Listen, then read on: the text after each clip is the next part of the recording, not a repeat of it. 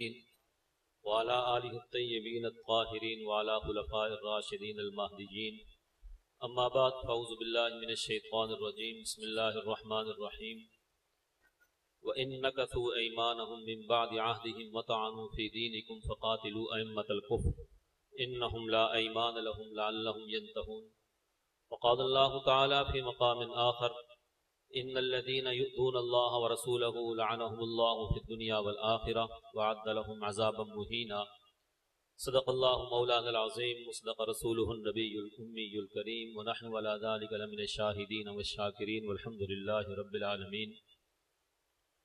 انتہائی واجب الاحترام سٹیج پر تشریف فرما ہمارے سروں کے تاج حضرت علامہ ڈاکٹر احمد علی سراج صاحب اور اس پروگرام کے منتظم حضرت مولانا شبیر احمد عثمانی صاحب اور سٹیج پہ تشریف فرما دیگر علماء کرام اور اس پنڈال میں تشریف فرما سامعین گرامی قدر، مجھ سے قبل آپ آج کے دن کے حوالے سے مختلف علماء کرام، مختلف سکالرز، مختلف شیوخ کے خطابات سماعت فرما چکے ہیں۔ میں اسی سلسلے کو آگے بڑھاتے ہوئے تھوڑا سا اپنے دل کی بات، جذبات آپ کے سامنے رکھوں گا۔ آپ کے ساتھ ساتھ سٹیج پہ تشریف فرما قیادت کے سامنے بھی رکھوں گا۔ ایک ہے قادیانیت کے خلاف قانونی، تحریری، تقریری جہاد، ایک ہے ختم نبوت کے حوالے سے کام، مسلمانوں کے عقائد، نظریات کا دفاع، تحفظ۔ یہ ہم سب کا ایمان ہے، ہمارے ایمان کا حصہ ہے۔ اللہ رب العالمین ہمیں صحیح عاشق رسول بن کر یہ کرنے کی توفیق عطا فرمائے۔ اس سے بڑھ کر معاملہ تھوڑا سا آگے جا چکا ہے۔ پہلے تو یہ تھا کہ یہ قادیانی یا قادیانیوں کے ساتھ اور جتنی بھی کفریہ طاقتیں ہیں جو قادیانیوں کے سپورٹر ہیں، ان کے حمایتی ہیں، وہ ان کو پروموٹ کرتے تھے، سپورٹ کرتے تھے، اور ان کا مشن، نظریہ یہ تھا کہ مسلمان بچوں اور بچیوں کے عقائد، نظریات خراب کرنا، مسلمانوں کو دین مبین سے ہٹانا۔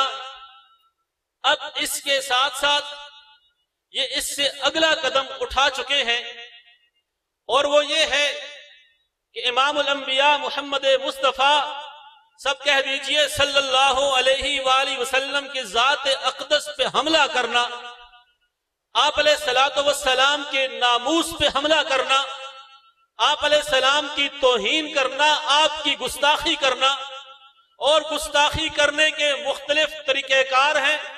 کبھی سوشل میڈیا پہ آپ کے کارٹون بنا کے گستاخی کی جاتی ہے، کبھی آپ کے بارے میں غلط کمنٹس لکھ کے آپ کی گستاخی کی جاتی ہے، کبھی یہ گستاخ فرانس کے اندر بیٹھ کے آپ کی گستاخی کرتے ہیں، کبھی ڈنمارک کے اندر بیٹھ کے آپ کی گستاخی کرتے ہیں، کبھی جرمنی میں بیٹھ کے آپ کی گستاخی کرتے ہیں، کبھی انڈیا میں بیٹھ کے آپ کی گستاخی کرتے ہیں۔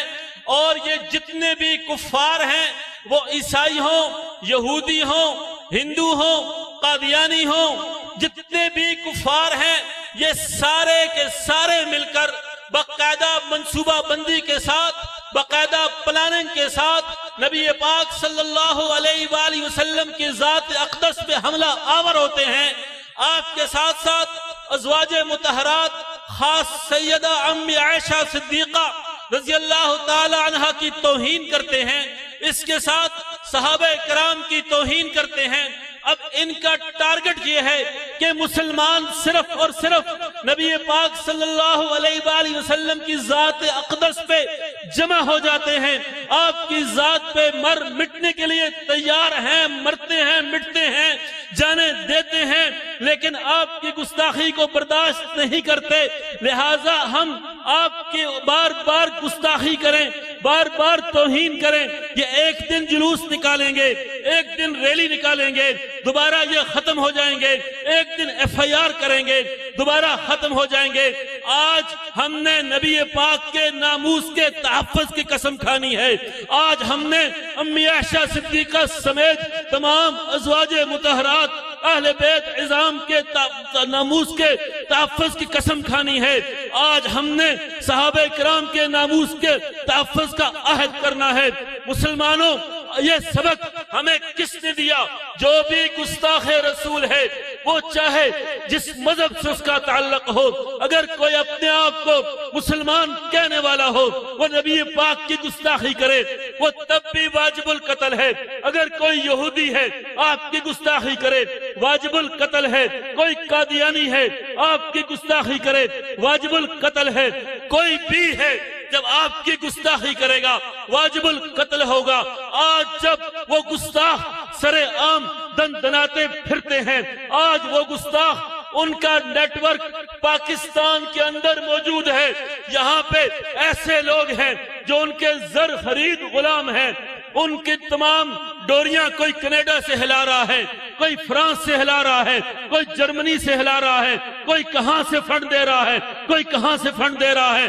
آج نبی پاک کی ناموس محفوظ نہیں ہے، آج آپ کی عزت محفوظ نہیں ہے۔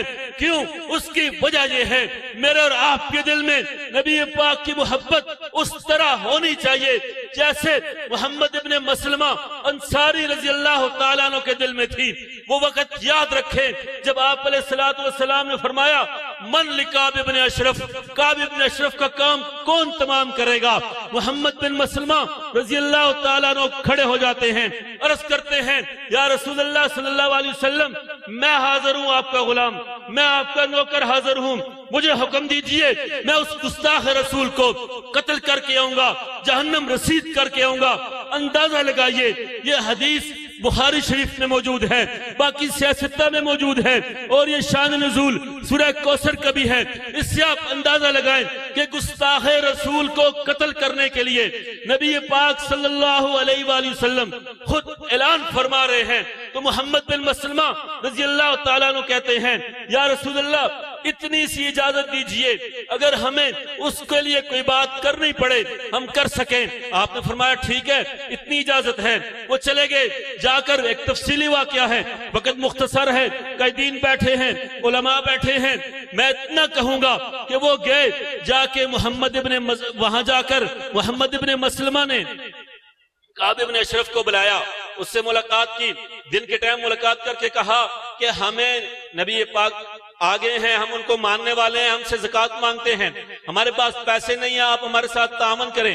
اس نے کہا آپ اس کے بدلے میں اپنی عورتیں رکھ جائیں، گروی رکھیں۔ انہوں نے کہا عورتیں نہیں رکھیں گے، کہا بچے رکھو، کہا بچے بھی نہیں رکھیں گے، میرا اسلحہ رکھ لو، میں گروی رکھتا ہوں۔ اس طریقے سے اسلحہ رکھ لیا۔ رات کو دوبارہ گئے، جا کے پھر اس کو آواز دی کہ ہم تجھے ملنے آئے ہیں۔ کعب ابن اشرف باہر آیا، جب آیا تو حضرت محمد بن مسلمہ نے اپنے ساتھ دوسرے صحابہ کرام کو لے گئے تھے، ان کو اشارہ کر کے بتایا تھا کہ میں اس کے سر کو پکڑوں گا، جب آپ نے دیکھ لیا اس کا سر مضبوطی سے پکڑ لیا ہے، تم اس کا سر تن سے جدا کر دینا۔ جناب محمد بن مسلمہ نے کعب ابن اشرف کے سر کو پکڑا، پہلے اس سے کہا کہ آپ سے خوشبو بہت اچھی آ رہی ہے۔ اس نے کہا میرے پاس بڑی خوبصورت عورت ہے، دنیا کے خوشبوئیں اس کے پاس، وہ لگاتی ہے۔ کہا اچھا ہم سونگ سکتے ہیں، کہا سونگ لو، کہا سر نیچے کرو، سر نیچے کیا، سونگا، چھوڑا، دوبارہ پھر کہا پھر سونگنا چاہتے ہیں، پھر سر نیچے کیا، تو پھر اس کے دوبارہ سر کو پکڑا زور سے، صحابہ کرام کو اشارہ کیا، انہوں نے اس کا سر تن سے جدا کر دیا۔ تو جناب اس سے یہ پتہ چلا، یہ ثابت ہوا کہ گستاخ رسول کی ایک ہی سزا، سر تن سے جدا، سر تن سے جدا۔ کیا سزا ہے؟ کیا سزا ہے؟ کیا سزا ہے؟ یہ جذبہ محمد ابن مسلمہ کا پیدا کرنا پڑے گا۔ آگے چلیے، بہت بڑا اپنے آپ کو ولی ظاہر کرے، بزرگ ظاہر کرے، مسجد میں بیٹھ جائے، کوئی کعبۃ اللہ کے اندر چلا جائے، لیکن وہاں بھی سب کچھ معاف ہو سکتا ہے، نبی پاک صلی اللہ علیہ وسلم کی گستاخی معاف نہیں ہو سکتی۔ ابن خطل یہ گیا، جب فتح مکہ ہوا، نبی پاک صلی اللہ علیہ وسلم مکہ میں داخل ہوئے، آپ نے فرمایا عام معافی کا اعلان ہے، مختلف لوگوں کو معافی دی۔ کسی کو کہا من دخل فی دار ابی سفیان فهو آمن، جو حضرت ابو سفیان کے گھر داخل ہوگا وہ بھی امن والا، اپنے دروازے بند کر لے وہ بھی امن والا، سب کو معافی دی۔ لیکن جب آ کے صحابہ کرام نے عرض کی یا رسول اللہ صلی اللہ علیہ وسلم ابن خطل کعبۃ اللہ کے غلاف کے ساتھ لپٹا ہوا ہے، کہاں لپٹا ہوا ہے؟ کعبۃ اللہ کے غلاف کے ساتھ۔ آپ علیہ الصلوۃ والسلام نے فرمایا وَلَوْ كَانَ بِاسْتَارِ الْكَعْبَةِ، اگرچہ وہ کعبہ کے غلاف کے ساتھ لپٹا ہوا ہو پھر بھی وہاں سے نکال کے گھسیٹ کے اسے جہنم واصل کرو، کیوں؟ وہ میری گستاخی کرتا تھا۔ صحابہ کرام شہینوں کی طرح جپٹے اسے جہنم واصل کر کے آگے خوشخبری سنائی یا رسول اللہ صلی اللہ علیہ وسلم ہم نے اسے جہنم واصل کر دیا ہے۔ یہ آپ کے سامنے یہ بیان کرنے کا مقصد یہ ہے کہ گستاخ رسول کی یہ سزا ہے۔ اللہ رب العالمین نے قرآن پاک میں ارشاد فرمایا وَإِن نَكَثُوا أَيْمَانَهُمْ مِن بَعْدِ عَهْدِهِمْ وَطَعَنُوا فِي دِينِكُمْ فَقَاتِلُوا أَئِمَّةَ الْكُفْرِ، اگر کفار اسلام کے اندر تان کریں تو کفار کے سرداروں کو چن چن کے قتل کرو، ان کو پکڑ پکڑ کے قتل کرو۔ تان فی الدین میں یا علماء لکھتے ہیں کہ اگر تان فی الدین کی سزا قتل ہے تو اشارت الناس سے ثابت ہوا کہ دین لانے والے امام الانبیاء محمد مصطفیٰ صلی اللہ علیہ وسلم کی گستاخی کرنا، آپ پہ تان کرنا، اس کی سزا بدرجہ اولا قتل ہے۔ اسی طریقے سے فرمایا ان الذین یؤذون اللہ ورسولہ لعنہم اللہ فی الدنیا والآخرہ وعد لہم عذابا مہینا، بے شک وہ لوگ جنہوں نے اللہ کو اذیت دی، رسول اللہ کو اذیت دی، ان کے لیے دنیا آخرت میں لعنت ہے، عذابا مہینا ہے، آخرت کی لعنت ہمیشہ ہمیشہ کے لیے جہنم میں جلیں گے۔ دنیا کی لعنت کیا ہے؟ دنیا کی لعنت یہ ہے کہ انہیں پھانسی پہ لٹکایا جائے، قانون کے مطابق سزا دی جائے۔ آج اور اگر کوئی قانون کے مطابق سزا نہیں دیتا، مسلمان اپنے ہاتھ سے اسے جہنم واصل کریں۔ نبی پاک کا مقام اتنا عظیم ہے، اتنا بڑا ہے کہ اللہ نے صحابہ کرام کو کہا لا ترفعوا اصواتکم فوق صوت النبی، کہ نبی پاک کی آواز سے تم نے اپنی آواز بھی بلند نہیں کرنی۔ نبی پاک کا مقام اتنا بڑا ہے، اللہ رب العالمین نے قرآن میں ارشاد فرمایا لا تقولوا راعنا وقولوا انظرنا واسمعوا، کوئی اشارتاً بھی میرے نبی کی توہین نہ کرے، کوئی ایسا زمانہ لفظ بھی استعمال نہ کرے جس سے میرے نبی کی توہین ہو رہی ہو۔ مسلمانوں آج پاکستان کے اندر، انڈیا کے اندر، برطانیہ کے اندر، آج فرانس کے اندر، جرمنی کے اندر، ڈنمارک کے اندر توہین ہو رہی ہے، گستاخیاں ہو رہی ہیں۔ ان کے ایجنٹ، ان کے ٹاؤٹ یہاں بیٹھے ہیں، وہ قادیانی ہیں، مردود ہیں، ملعون ہیں، یہودی ہیں، عیسائی ہیں، اور یہی قادیانی، یہ چنیوٹ کے قادیانی جب یہاں سے اٹھتا ہے جا کے ڈونلڈ ٹرمپ سے ڈائریکٹ ملاقات کرتا ہے، وہ شکورہ ملعون قادیانی وہ ایک عام قادیانی ہے، عام کتاب فروش ہے، لیکن وہ جا کے ٹرمپ سے ملاقات کرتا ہے۔ اس سے آپ اندازہ لگائیے کہ کس طریقے سے کفر ان کو سپورٹ کرتا ہے، عیسائی سپورٹ کرتے ہیں، یہودی سپورٹ کرتے ہیں۔ اگر دیکھا جائے انٹرنیشنل لا دیکھا جائے، انٹرنیشنل قانون دیکھا جائے، بین الاقوامی معاہدات دیکھے جائیں، 1948 میں بین الاقوامی قانون بنا جس کے سب سے پہلے آرٹیکل میں لکھا ہوا ہے کہ ہر آدمی کو اپنے آزادی اظہار رائے کا آزادی ہے، لیکن ساتھ ہی لکھا کہ یہ آزادی نہیں ہے کہ تم دوسروں کے جذبات مجروح کرو۔ اسی کا آرٹیکل 19 ہے، 20 ہے، اس میں بھی یہی موجود ہے۔ اسی طریقے سے باقی ملکوں کے اندر اگر آپ آسٹریلیا کی کورٹ کا فیصلہ دیکھیں، وہاں پہ گستاخ کو سزا دی گئی ہے۔ امریکہ کی عدالت کا فیصلہ دیکھیں، وہاں سزا دی گئی ہے۔ ایک تو ہمیں یہ سوچنا ہوگا کہ جتنے بھی گستاخ رسول ہیں، جہاں بھی کسی کے سامنے گستاخی ہو، پہلے تو ہم قانون کے ذریعے اس کو گرفتار کرائیں۔ آج افسوس یہ ہے ہمارا کوئی آدمی مدعی بننے کے لیے تیار نہیں ہوتا، اگر مدعی بن جائے پیسے لے کے بک جاتا ہے، گواہ بننے کے لیے تیار نہیں ہے، گواہ بن جائے ڈر جاتا ہے۔ ڈرنا نہیں ہے، جھکنا نہیں ہے۔ نبی پاک صلی اللہ علیہ وسلم کی عزت کا مسئلہ ہو، ناموس کا مسئلہ ہو، النبی اولا بالمؤمنین من انفسہم، ہمیں اپنی جانوں سے زیادہ آپ کا ناموس، آپ کی عزت عزیز ہونی چاہیے. ہم جان دے دیں، آپ کی گستاخی برداشت نہ کریں.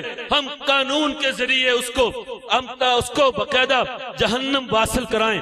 اور اس سے آگے جا کر میں حضرت ڈاکٹر علامہ سراج صاحب سے ایک گزارش کروں گا. عثمانی صاحب بھی کھڑے ہو گئے ہیں، وقت میرا ختم ہو گیا ہے. 1 منٹ. آج پاکستان کے اندر 295 قانون موجود ہے گستاخوں کے خلاف، لیکن حضرت بین الاقوامی سطح پہ بلیسفیمی کا قانون نہیں ہے. انٹرنیشنل سطح پہ کسی گستاخوں کے خلاف قانون نہیں ہے. پاکستان دنیا کے 9 ممالک ایسے ہیں اسلامی ممالک جن میں سزائے موت کا قانون ہے، باقیوں میں نہیں. اسلامی ممالک 23 ممالک ایسے ہیں دنیا کے اسلامی ممالک جن میں گستاخ رسول کی سزا عمر قید ہے. باقی ممالک میں کچھ سزائیں ہیں، اور جو برطانیہ ہے، انڈیا ہے، ان کے ہاں اپنے ہاں بھی کچھ سزائیں ہیں. اس وقت آج اگر ہم کہتے ہیں کہ جرمنی میں گستاخی نہ ہو، ابھی سلمان رشدی ملعون مردود کو ایک عاشق رسول نے اس پہ حملہ کیا، ہم اسے سلام پیش کرتے ہیں. آج وہ سلمان رشدی وہاں جا کے پناہ لیے ہوا ہے، تسلیمہ نسرین وہاں جا کے پناہ لی ہوئی ہے، اور جتنے کفار ہیں پناہ لے لیتے ہیں وہاں جا کے. بین الاقوامی سطح پہ قانون سازی کے لیے جب ہمیں قانون بن گیا، قانون سازی ہو گئی، تو پھر ہمارے پاس انٹرنیشنل کورٹ آف جسٹس میں جانے کے لیے ایک پلی ہوگی کہ ہم وہاں پہ جا سکتے ہیں، اور جس ملک کے اندر یہ گستاخ پناہ لیں گے وہ ملک بھی اس کا پابند ہوگا کہ ان کو پناہ نہ دے. تو اس حوالے سے میری آپ سے بھی گزارش ہے کہ بین الاقوامی سطح پہ قانون تحفظ ناموس رسالت کے لیے کوشش فرمائیں. اور یہ عظیم سٹیج ہے، یہ انٹرنیشنل ختم نبوت موومنٹ ہے، اس کا پوری دنیا میں نیٹ ورک ہے. میں تمام قائدین سے اس سٹیج کی توسل سے یہ گزارش کروں گا کہ اس مشن کو اللہ نے آپ کے ذمے لیا ہوا ہے، آپ کر رہے ہیں، اس کو قدم کو اور آگے بڑھائیں، اور یہ قانون بھی بنا جائیں، اس پہ کوشش کر جائیں. علامہ انور شاہ کاشمیری رحمت اللہ علیہ کو بھی میں سلام پیش کرتا ہوں، جنہوں نے مقدمہ بہاولپور کے اندر جا کے دلائل دیے تھے. 1934 کے اندر ابھی قادیانیوں کو کافر قرار نہیں دیا گیا تھا، لیکن انہوں نے ڈابیل سے سفر کر کے یہاں آئے، قادیانیوں کو کافر قرار دینے کے لیے مقدمے میں دلائل دیے. سید عطا اللہ شاہ بخاری نے اس مشن پہ اپنا سب کچھ لگا دیا. آج ان کی زندگی میں یہ نہیں ہوا، لیکن ان کے بعد پاکستان میں کافر قرار دیا گیا. ہو سکتا ہے بین الاقوامی سطح پہ ہماری زندگی میں ناموس رسالت کا قانون نہ بنے، بعد میں بن جائے. آج جب ہم قدم اٹھائیں گے، پہلی اینٹ رکھیں گے، وہ اس کا صدقہ جاریہ کے طور پہ ہم چلیں گے. اللہ ہمارے نامہ اعمال میں لکھ دے گا، یہ صدقہ جاریہ ہوگا. اللہ رب العالمین جو کچھ کہا سنا اس پر عمل کی توفیق عطا فرمائے. وآخر دعوانا ان الحمدللہ رب العالمین. ایک بچی ہے